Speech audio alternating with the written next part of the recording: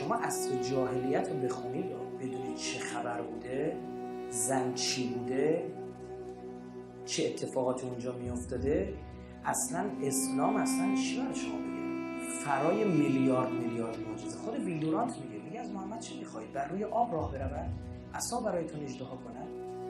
معجزه از این بالاتر که اعراب جاهلی رو بالا کرد روزی 5 متر خدا بشینن. راست میگه. نمیدونی نکاح البدل، زناشون عوض میکردن با هم.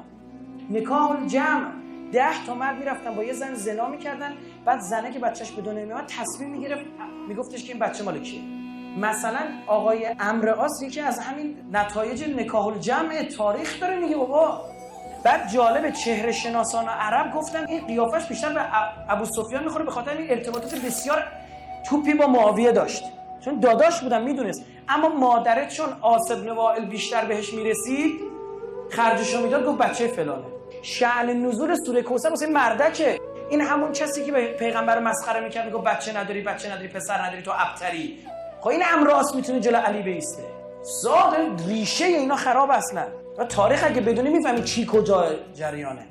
زمخشری از بزرگان اهل سنت از یه طرف میخواد احترام بذاره به معاویه، از یه طرف هم مونده چیکار کنه. میگه که معاویه به 4 پدر بزرگوار منتسب است. ابو سفیان یه چشش کور بود، یه پاشم میشلید، قد کوتاهی هم داشت. هند خیلی علاقه داشت به امارت ابن ولید که خیلی خوشگل و خوشتیپ بوده.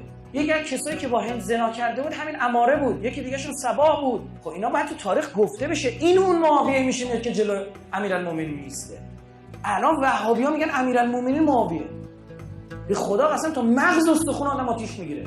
اهل سنت مکررن این آوردن این معاویه کسیه. وقتی ابو سفیان سواری الاغی بود، بعد داداشش داشت میکشید الاغو، یزید ابن ابی سفیان، داداش معاویه اسمش یزید بوده. معاویه هم پشت هل میداد، جلو چش همه پیامبر برگشت گفت اللهم لعن راکب والقائد والسائق. لعنت خدا بر اون کسی که سواره، اونی که میکشه و اونی که هل میده. همین مروان آوردن برای اسمگذاری پیش پیامبر. پیامبر جلو چش همه نگاش کرد، گفت الوزق ابن الوزق. یعنی چون میدونست عبدالعزیز آل شیخ، من فیلمشو دارم، همین الان تو لپتاپم دارم. زنگ میزنه میگه نظر شما در مورد بیعت حسین ابن بیعت نکرد حسین ابن علی با یزید چی بود؟ میگه بیعت مع یزید بیعت شرعیه.